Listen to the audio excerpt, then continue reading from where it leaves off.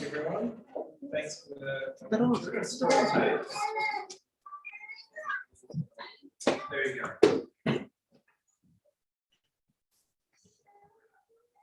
1, 2, yeah, that's all. Excellent.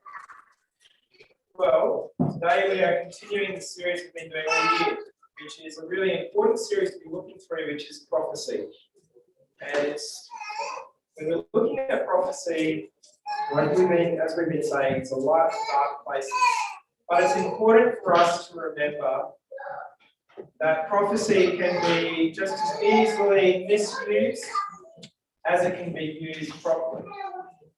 And now more than ever, we need to understand how to read prophecy properly in these days.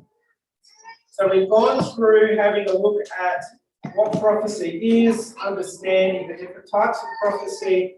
We've gone into looking at what we call apocalyptic prophecy, looking at the book of Daniel. We've gone through the book of Daniel. And as we said, we're not focusing on the interpretation of the passages, but trying to understand how do we read these books. And reading them in context. And what that means is reading them through the eyes of the original recipients of these prophecies. And that's really important for us to do, because unless we do that, we can come to wrong conclusions. Too often, people will try to explain prophecy to you by saying it's almost like a formula. Here is this prophecy and it equals this. And here's this prophecy and it equals this. And they might be correct in their interpretation that that equals that, but do you know why that equals that? When you learn anything at school, do you just learn, is it important when you're learning a maths equation that you learn that 1 plus 3 equals 4? Is that what you need to do? You need to memorize that 1 plus 3 equals 4, so that every time you see 1 plus 3, you know the answer is 4. Is that how they teach you maths? Do you have to memorize every equation? And the answer to every equation is that how you taught? Is that how we teach? To memorize the answer to every equation, is that the way that we learn? No. That's not the way we learn subjects in school. You need to learn why 1 plus 3 equals 4. You need to learn how to look at the reason why it does, so you can look at any equation and then come to the right answer, correct? So what we want to do is we want to understand how to read prophecy, not just what the interpretation is. And we're going to be moving today into one of the most important books in the Bible, especially for our time, and that is the book of Revelation. So we're going to be moving into the book of Revelation. And Revelation is one of these books that is very, very misunderstood. Did you know, it's really interesting, Revelation is the first book of the Bible that I ever read all the way through. It was the first book of the Bible I ever sat down and read from cover to cover. And this was before I was really a Christian, before I really given my heart to God. And I read it because I was fascinated. I thought that it was going to tell me, unlock for me, and tell me all the things that were going to happen in the future. I was both intrigued and fearful to read it too. I was both intrigued and fearful when I wanted to read it and opened up my Bible to read the book of Revelation. I was fearful because I was afraid of maybe what it was going to say, and maybe some horrible things that it was going to tell me about the future. But I was fascinated. I wanted to know. But as we have a look into the book of Revelation, and when I sat down and read through the book of Revelation, that first time for myself from cover to cover, I discovered something about that book that I didn't realize. That the book ultimately isn't focused on telling me what's going to happen in the future. It's focused on something else. We're going to look at that today. So as we're moving into the book of Revelation, we're going to be introducing it. And we're going to be looking at the purpose of this book, and we wanted to understand how we can read it better and interpret it. Remember that many of the things that we spoke about in the book of Daniel are true for Revelation as well. When we spoke about the book of Daniel, some of the things we were talking about is it's apocalyptic prophecy. Okay, apocalyptic prophecy, which doesn't necessarily mean something speaking about something about the end time, but it actually means revealing something that's hidden. And just like Daniel, the visions of Revelation are not linear. Okay. So remember, when we looked at the visions of Daniel, they're not progressive.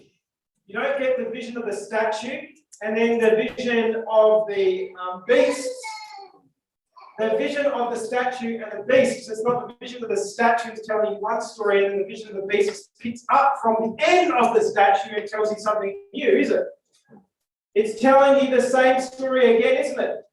So remember, we talked about the principle of repetition and expansion that we see in Daniel. It's like looking at a big picture, okay? So you get some visions that are like a big picture, but it's a big picture, and when you walk up to that picture, you can see finer details that you couldn't see standing back over here.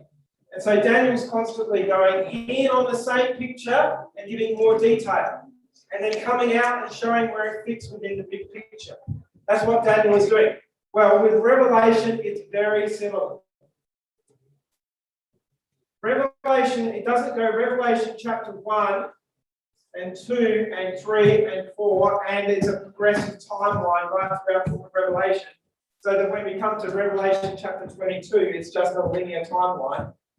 Revelation is circular. Okay? It's going back and forwards all the time. It's repetition and expansion constantly through the book of Revelation. If you read Revelation thinking that it's linear, that everything that's being told is one bit after the other, you're going to get the wrong idea. That's not how Revelation has been written. Apocalyptic prophecy is not written that way. It's cyclical. It goes around in those circles. It's expansion and repetition. Okay. Just the same as Daniel. It's the same vision being told multiple times in different ways for different purposes. So, what is different with Revelation between Daniel is that Daniel has narrative, doesn't it? It tells you stories. The first half of the book has stories about Daniel and his friends, okay? And the second half is prophetic and visions. Whereas Revelation, it's really just visions, isn't it? The whole book is visions that are given to John. And John, the person who wrote the book of Revelation, is the Apostle John, one of Jesus' disciples. Towards the end of his life, we're not sure exactly the date it was written. If anyone tells you it was written on this date, well, they don't know. We know that it was written within a time frame of around 90 to 100 AD, somewhere in that time frame. Written by the Apostle John, and we know that he was a prisoner because of his faith on the island of Patmos. Patmos is an island just off Turkey. It's a Greek island just off Turkey.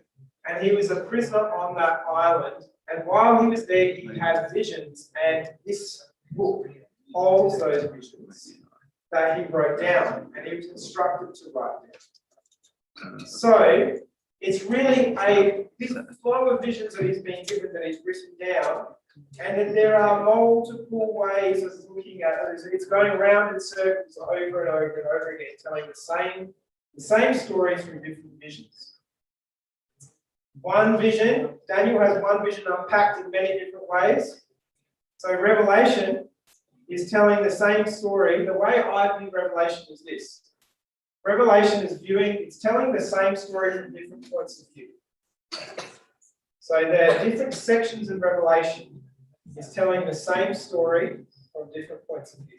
We'll go into a bit more detail next week to look at the structure of Revelation, which is really important. Now, I like this as an example. This is what Revelation is like. Notice there? There's a guy on the island. He sees a boat. Where does he go? Boat! I'm saved! And there's the man on the boat. And he sees the island. What does he go? Wait! I'm saved! Right? Their perspective influences the way they see what's going on, doesn't it? You get the picture? Okay, the perspective matters.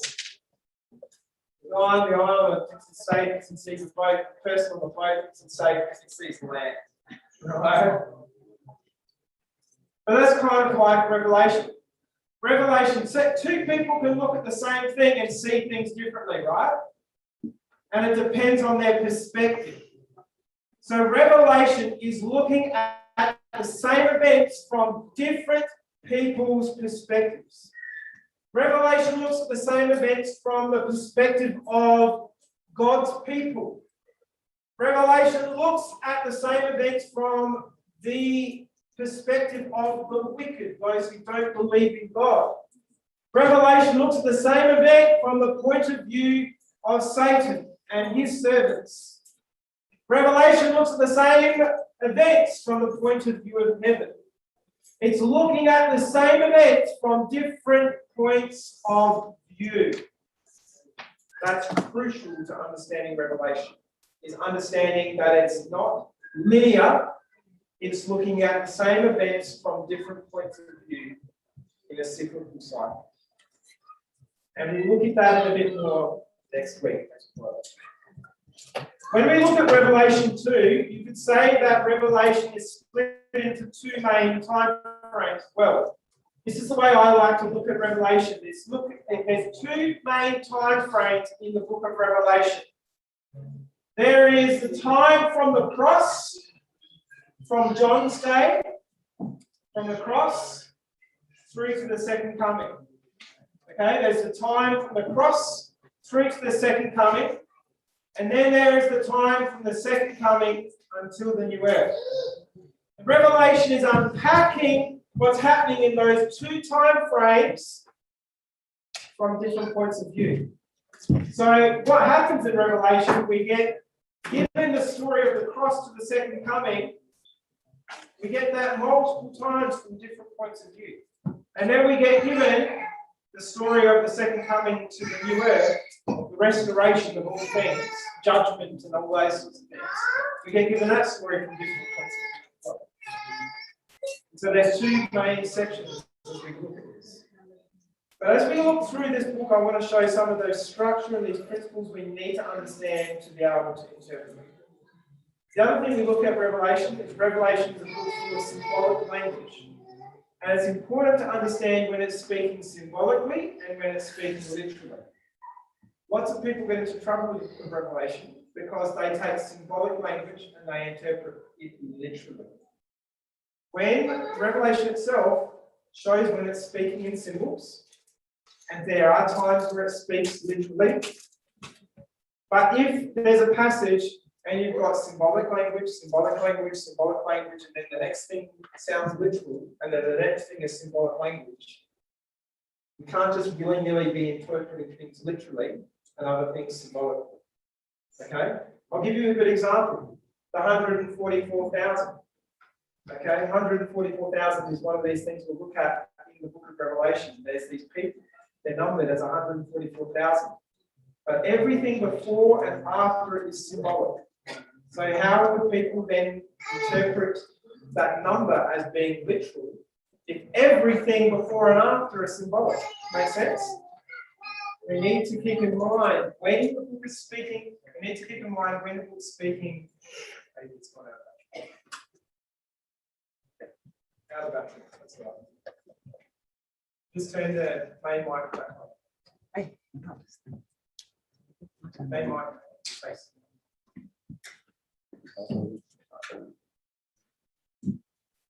Okay, so we need to keep in mind when the book is speaking. We need to keep in mind when the book is speaking literally and when it is speaking symbolically. So today, what I want to do is give a bit of an overview, an introduction to the book and its purpose.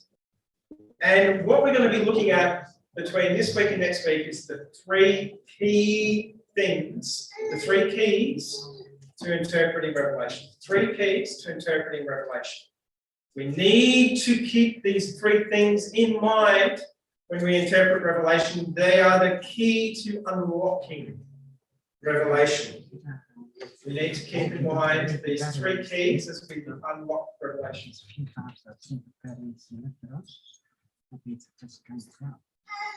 We go to the next slide.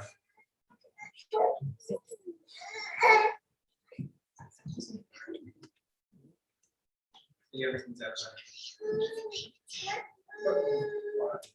We need to look at these keys that help us unlock the book of Revelation. That's what we're going to be looking at. So today we're going to be looking at keys 1 and 2. And next week we're going to be looking at the third key so we can understand it and unlock it and interpret it properly. Okay. So what we're going to start off with to be looking at the purpose of Revelation, okay, what it is and the purpose of Revelation. We're going to be looking at the first 3 verses of the book. The first 3 verses of the book. And it does all the hard work and introduces itself. Revelation, we don't need to wonder what its purpose is because it states it very clearly for ourselves. So let's have a look. The first 3 verses, Revelation 1, verses 1 to 3. Now notice what it says here, Revelation 1, verses 1 to 3. It says, the revelation of Jesus Christ, which God gave him to show to his bondservants the things which must soon take place.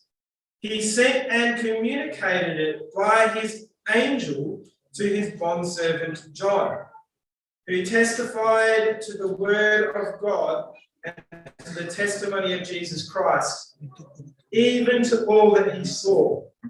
Blessed is he who reads and those who hear the words of the prophecy and heed the things which are written in it, for the time is near. So when we read this, this tells us the purpose of the book. The purpose of the book. It tells us to start off with what the purpose is. The revelation of Jesus Christ, which God gave to him to show to his bondservants the things which must soon take place. He sent and communicated it by his angel to his bondservant John. Notice there's an interesting phrase there, the testimony of Jesus Christ. Guess what? The book itself defines is the testimony of Jesus Christ. Revelation. The testimony of Jesus Christ is the book of Revelation. What does he say? He defines it himself. He says that this is the testimony of Jesus Christ. The whole book. Later on, that's very important. We come to the testimony of Jesus Christ, and people will make it seem like it means something else. But the testimony of Jesus Christ is this book. Why is it the testimony of Jesus Christ? Because what is it? It's the revelation of Jesus Christ, which God gave to Jesus Christ and then gave to John through his angel. Okay. So let's have a look and unpack this a little bit. The first point we need to note is the first few book words. Remember that this book here, this word here, revelation, in the Greek, this word revelation is this word, it's apocalypsis. Apocalypsis. Now, it's a compound word. A compound word means you take 2 words and put them together to create a different word. And this compound word, apocalypsis, comes from the Greek word apo, meaning away from, and kalyptine, meaning to cover or hide from view. So literally, the word apocalypsis means to uncover something that is hidden. To reveal, right? That's why it's called revelation, because it's revealing something that's hidden, okay? That's what the meaning of that word is. It means to reveal something that is hidden. So, revelation, to reveal something that is hidden. What is it? What's some modern examples of this, right? Quite often, when a car company is creating a brand new car, okay, what do? They will have a special event and they will put a cover over the car because they're like, this is this brand new car we've created. No one has seen it yet, and we want to show everyone this new car. What do? They put a cover over the car, and they'll have a big event where they invite the media and everyone to come along. And what do? They take the cover off the car, they uncover their new fantastic car, right? That's uncovering something that's hidden. Another example of this, it's a very modern, very popular phenomenon these days. People put videos on YouTube all the time what they call them is they call them unboxing videos. Unboxing videos. If there's some new product that's coming out, people will put these videos up on YouTube, which literally is them getting their box and opening the box and pulling out all the different things that come in the box, showing you the box that the new product comes in, and then pulling the product out and showing you. I personally don't get why people want to watch this stuff, right? But it's very popular. To me, I just want to see the thing. I don't want to see you pulling it out of the box. Just show me the thing, right? But some people love watching people pull things out of boxes, right? So look, oh wow, look what we've got. We've got this new product, okay? We've got this amazing new thing. So that's kind of like the idea of what revelation means. Something that's hidden and uncovering it to show it, to reveal it, to show what it is. But the question is, this book is an uncovering of something that's hidden. What is the thing that is being revealed in the book of Revelation? What is it that's being uncovered and shown to us? It tells us at the very beginning. It is the revelation of, everyone ready for what the revelation is of? The revelation is of, yeah, now it stops working.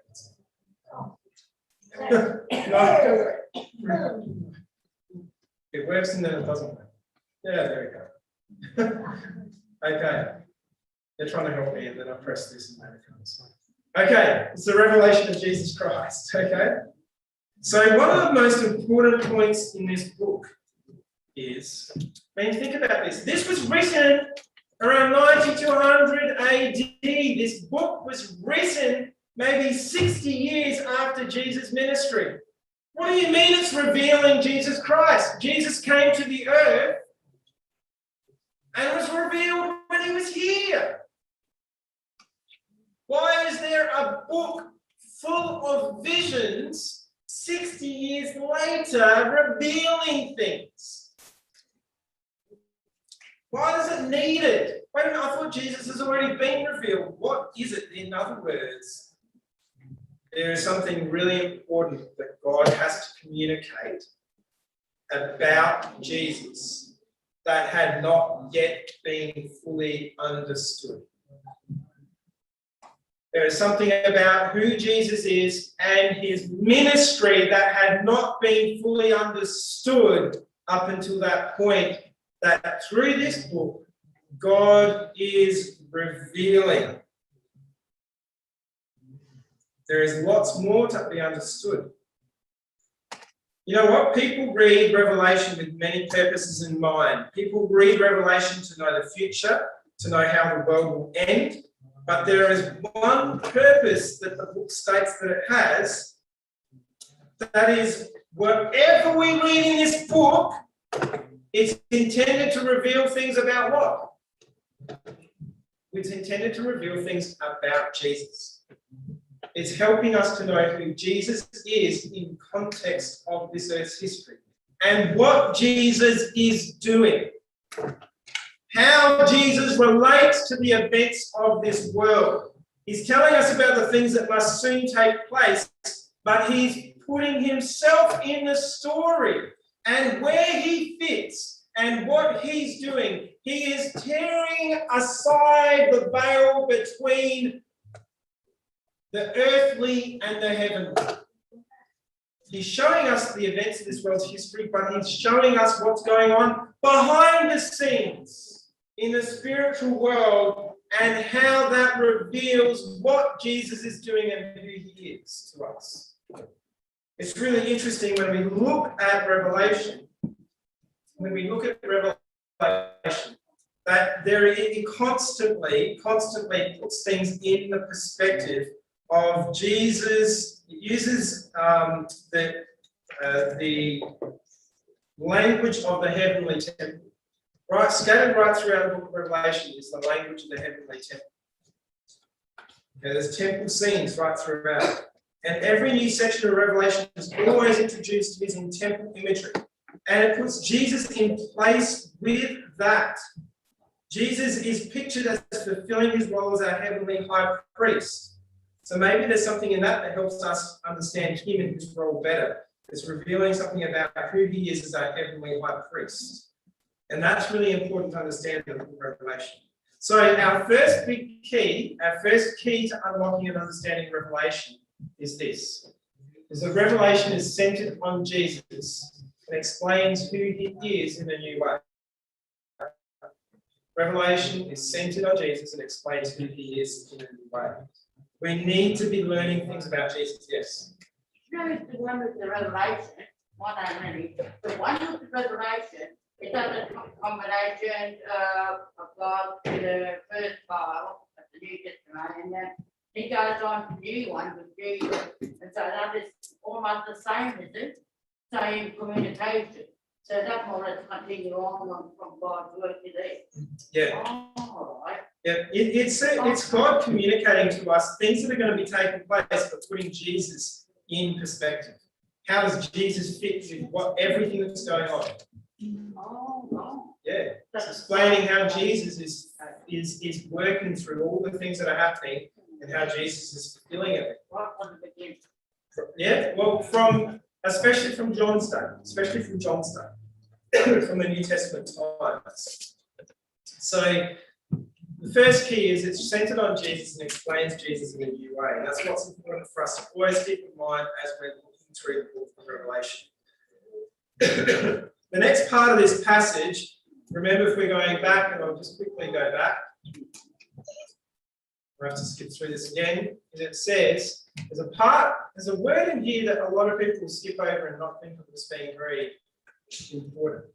Okay, it says that this is the revelation of Jesus Christ which he gave to John about things that must take place. He sent and he communicated it.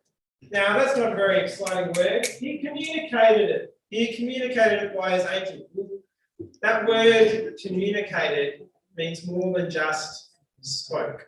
Okay, let's go forward. What does this word communicated mean?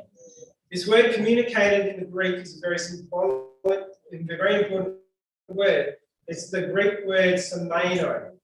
It means to communicate through symbols or to give signs. It's more than just communicating. It actually says communicating through symbols. The book of Revelation is full of symbols, isn't it? It says that he communicated it through symbols to John. And this is important. Why? Because the whole book is communicated through symbolic language. And that symbolic language can make the book of Revelation confusing. It can make it difficult. A way of thinking about the book of Revelation is it's like a code book. Do you know when spies go around and do their work and they're spying and doing different things, they might write to each other in a special language, right? And they'll write in a special language, and you have to decode that language to be able to understand what's being said. You know, during World War, it's really interesting. During World War II, the Germans had some special code that they used to communicate with each other.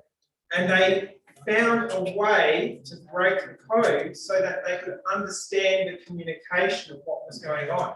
And because they could break down that communication, they could understand the secret stuff that was happening. So really, the way that Revelation is written, it's written to be a code, okay? Only the people who have the code are going to be able to understand it properly.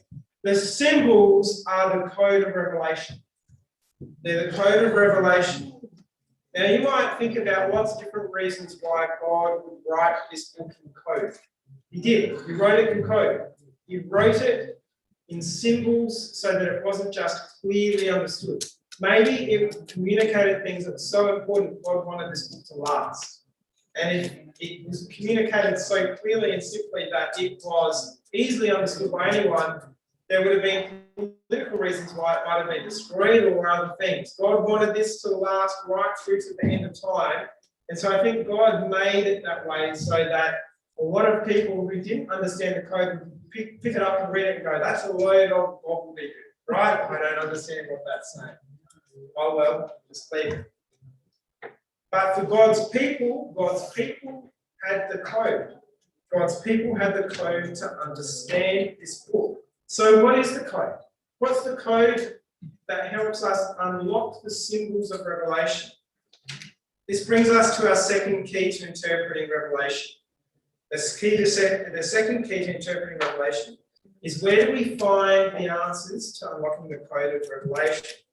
We find the answers in this way. In Revelation has 404 verses. It's not a long book. It's shorter than the book of Romans. Revelation has 404 verses in it, not a long book. But in those 404 verses, there are over 2,000 references to the Old Testament. It is referencing the Old Testament over 2,000 times. It uses symbolism, it uses imagery, it picks up on stories from the Old Testament right throughout the book of Revelation. That's an average of about 5. Every verse has the average of 5 references to the Old Testament in it. Every single verse, on average, has 5 references to the Old Testament. So what's the code? What is the code book to break the book of Revelation? If we want to break the code of Revelation, where do we find the answers? Find the answers in the Old Testament. The Old Testament is the code book that helps us to interpret Revelation. That's where we find the answers. So the code to unlocking the symbolism of Revelation is the Old Testament. So what people often do is they might use lots of different things to try to interpret Revelation. Now, if Revelation itself gives us the code, right? If Revelation itself says to us, this equals that, then we know that equals that, but it doesn't give us the code for everything. It might tell us that the stars are angels. It might tell us that the lamps are churches, but it doesn't tell us what every symbol means. Okay? So where Revelation gives you the answer, the code, you know. Have you ever done some of those puzzles? And it will have a code, right? It will have a code, but it will only tell you, maybe the code will be that a symbol equals a letter, right? If you've ever done any of those puzzles, where a symbol equals a letter, but they'll only give you 2 letters, right? And the rest of them you've got to figure out. That's kind of like the book of Revelation. The Revelation does interpret itself sometimes. It does tell us the answer to some of what the symbols mean, but it doesn't tell us what every symbol means. So where do we need to go to find the answer to those other symbols? We go to the Old Testament. I can remember when I first started reading the book of Revelation, my mum told me, she said that if you want to understand the book of Revelation, you need to know the Bible. You can't read and interpret Revelation just by reading Revelation itself. The whole Bible is what helps us unlock and understand what Revelation means. And so when we look at these things, when we look at these references of the Old Testament, they're not direct quotations, but they might be symbols, they might be language, they might be stories. And the other thing is, it's incorrect to use modern examples to interpret the symbolism in Revelation. There's things in Revelation that sound like they might be describing airplanes, right? They're not describing airplanes. Because what do? We go, oh, there's this description of like a hornet that hurts people with fire, right? And you go, oh, that sounds like an airplane. That's using modern examples to try to interpret an ancient text, right? It's not trying to do that. It's drawing on ancient symbols from the Old Testament. So you need to understand what those things mean in the Old Testament. That's what it's drawing on, okay? That's what we need to understand when we're looking at Revelations. It's not using modern examples. We don't use modern examples to interpret its symbolism. We use the Old Testament. Let's have a look at an example. And this example is why we don't just read things that are symbolic, literally. Okay, let's have a look at an example of something that Adventists have looked at in Revelation, and interpreted in many different ways, but let's have a look, try to find if there's anything in the Old Testament that will help us understand. So, another way, I'll give you one more way of looking at rewriting that first sentence of John, right? That first sentence of John, which says it's a revelation of Jesus Christ, which God gave to his bondservant.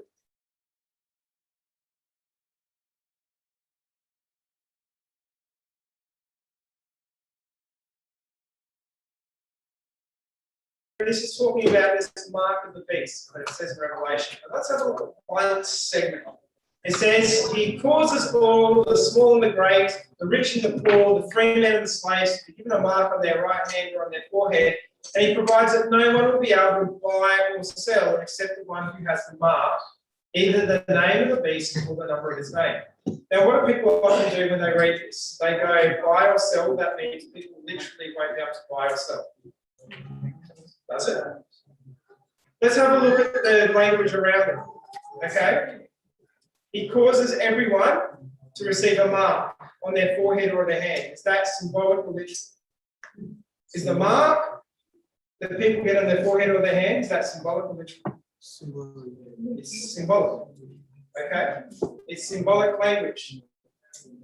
It provides that no one will be able to sell except those who have the mark, or the number of the beast, or the number of his name. Is the mark of the beast or the number of his name symbolic or literal? Symbolic.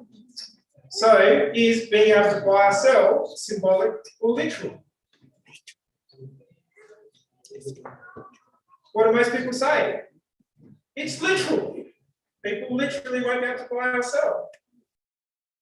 But the whole passage is symbolic language. There's nothing in the passage that tells us it's suddenly flipping between symbolic and literal. And most people will interpret it just being as literal. So if buying or selling is not literal but symbolic, let's think about this. Is there anything, if that's a symbol and not a literal thing, if buying or selling is a symbolic thing, is there anything in the Bible that uses buying and selling as being symbolic of something? Well, let's have a look at that. First place we go to look for something is in the book of Revelation itself. Does the book of Revelation talk about buying or selling things anywhere else? Okay. Does the book of Revelation talk about buying or selling things anywhere else? Okay. Let's have a look first at Revelation 3 verse 18. This is the part of the 7 letters to the churches. And this is some advice that Jesus is giving to one of the churches here. Okay. And I think this is the church of Laodicea. And listen to what he says. He says, this is Jesus giving advice to the church of Laodicea. I advise to you to buy from me gold refined in fire so that you may become rich, and white garments so that you may clothe yourselves. And the shame of your nakedness will not be revealed, and eye salve to anoint your eyes so that you may see. So they're being told to buy. What are they being told to buy? Gold, white garments, and eye salve. Does anyone know what the white garments represent? Righteousness. What do you reckon eye salve represents? It's helping them to see. What kind of things? Are they literally blind, or are they spiritually blind? Spiritually blind. So if you are spiritually blind, but then you are able to see, what would you call that? Maybe wisdom, right? Wisdom. So they're being told to buy righteousness and wisdom. Okay? Riches as well as spiritual riches, that sort of idea. So here we see in Revelation himself, he's using, this is symbolic language, isn't it? Are they literally buying gold? Are they literally buying white garments? Are they literally buying eye salve? No. Symbolic. They are symbolically buying or gaining righteousness and wisdom. Okay? So here we see an example where people are symbolically buying. Okay? And notice what they are. Wisdom and righteousness. Now let's think about the Old Testament. Is there anything in the Old Testament which talks about buying? Okay. Let's go to Isaiah 51, verses 1 to 3. Sorry, 55. Isaiah 55, verses 1 to 3. Notice what this says. Ho, everyone who thirsts, come to the waters, and you who have no money, come buy and eat. Come buy wine and milk without money and without cost. Why do you spend money for what is not bread and your wages for what does not satisfy? Listen carefully to me and eat what is good. Delight yourself in abundance. Incline your ear and come to me. Listen that you may live, and I will make an everlasting covenant with you according to the faithful mercies shown to David. Now again, this is Isaiah talking. Is he talking in symbolic language or literal? It's symbolic, isn't it? But think about what this is. Come to the waters. You know who's thirsty? You who have no money. People who have no money buy. Now think about both righteousness and wisdom. Are they something that literally cost us money? Does it cost us money to get righteousness and wisdom? No. It's given to us without cost, isn't it? Through faith in Jesus. Okay, through faith. So he's talking here about gaining things through faith in God. Okay? And he's saying that, you know, don't spend money on what's not bread and wages and what does not satisfy. Eat what is good, delight yourself in abundance. What are the things that it's really saying? Listen to me that you may live. What are we listening to? We're listening to God's wisdom, aren't we? We're listening to God's wisdom. And making a covenant. Okay, when you make a covenant with someone, what are you doing? You are saying that you're going to act a certain way, aren't you? And that's kind of like righteousness. It's a symbol of righteousness, having a covenant with someone. You are set in a right relationship with someone. You're set in a right relationship with someone when you've got a covenant with them. When I'm married to my wife, we're set in a right relationship to each other. That's a covenant we have with each other. That's another way of looking at righteousness. Okay. So they're being counseled to buy wisdom and righteousness. And let's have a look at Proverbs 23, verse 23. Buy truth and do not sell it. Get wisdom and instruction and understanding. Buy truth and do not sell it. Get wisdom and instruction and understanding. Okay? So they're told to buy wisdom and instruction and understanding. Buying truth or wisdom. Also, remember, instruction and understanding. Righteousness also means right doing. Right doing. So when we apply these ideas back to that original passage of buying or selling, wisdom or righteousness, they fit the ideas being presented. Now, the interesting thing is, it says that everyone given a mark, right?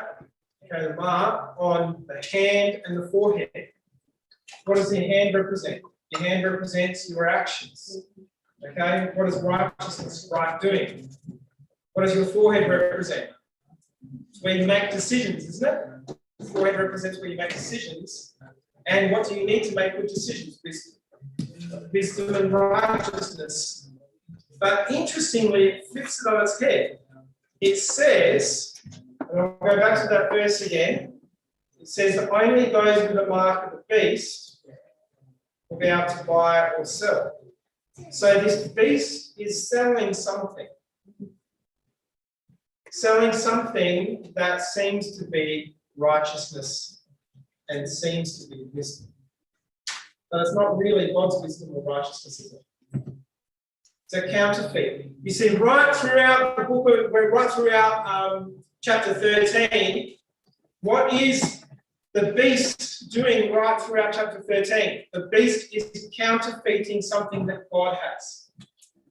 The beast is counterfeiting something that God has. Okay? What is the beast counterfeiting? The beast has a counterfeit false prophet, right? The beast has this image to the beast. It's counterfeiting this Trinity, which the true Trinity that God has.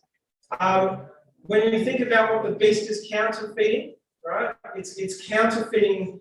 Let's have a look at Revelation 13 with me.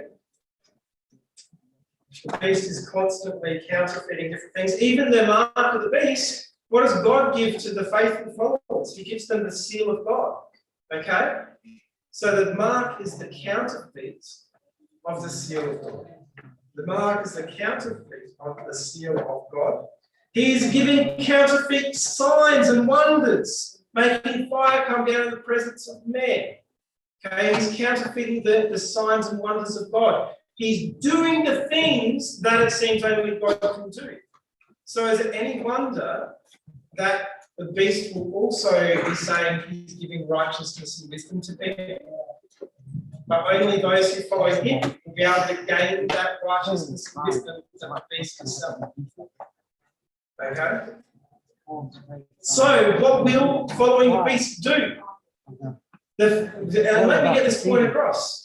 The beast is saying, you follow me and I will make it seem like you're doing the right thing, and I will make it seem like you are following wisdom.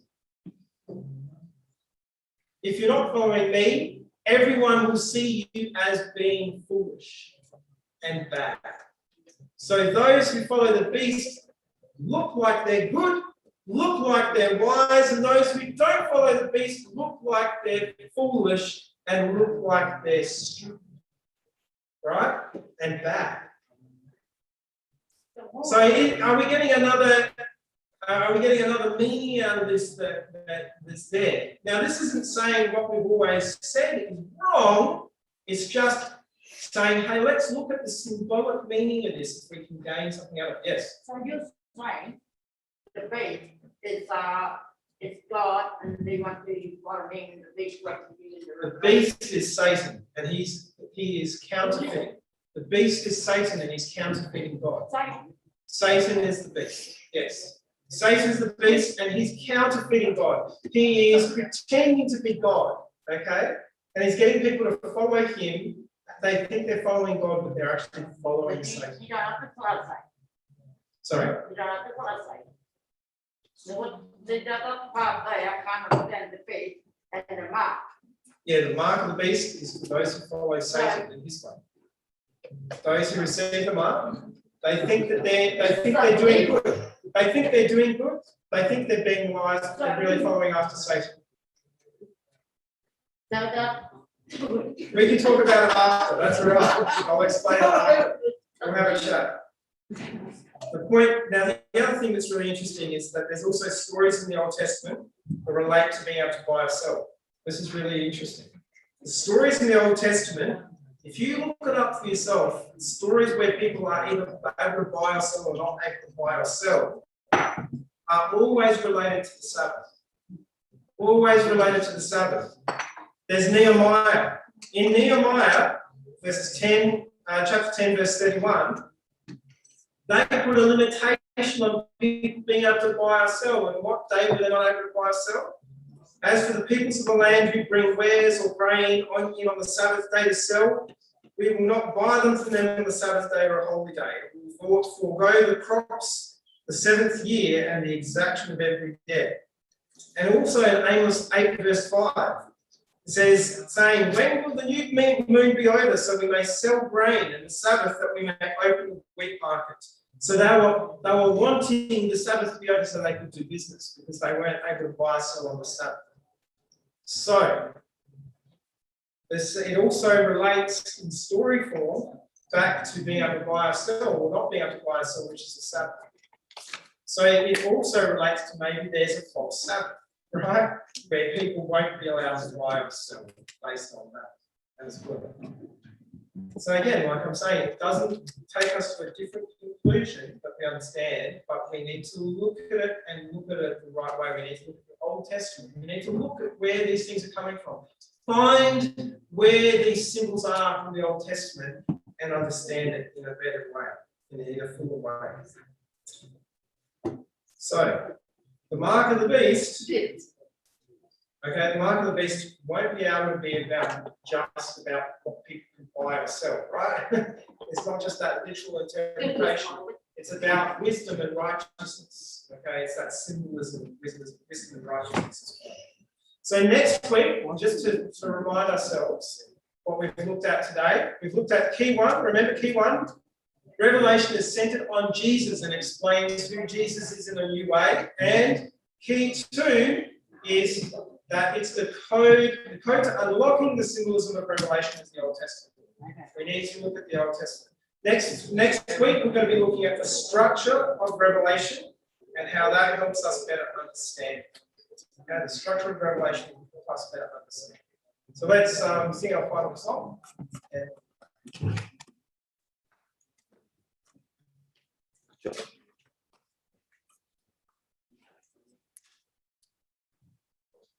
Written the roll school. I read it. There's no sense.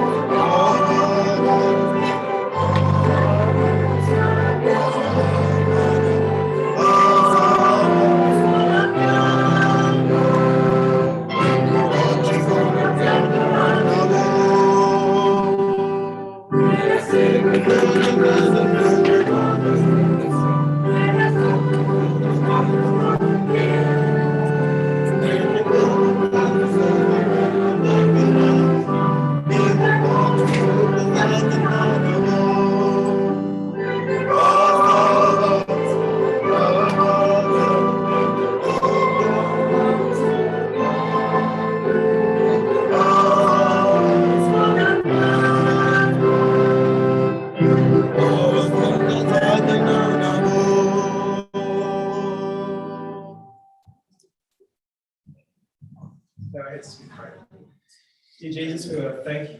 Thank you that you have revealed yourself to us through your word and that we've been given this amazing book. But we also thank you that it's rich, full of symbolism, that takes us back to the whole Bible to unlock it, to understand it. Helps us to connect the whole Bible to you and who you are and what you're doing, so that we can understand better who you are and what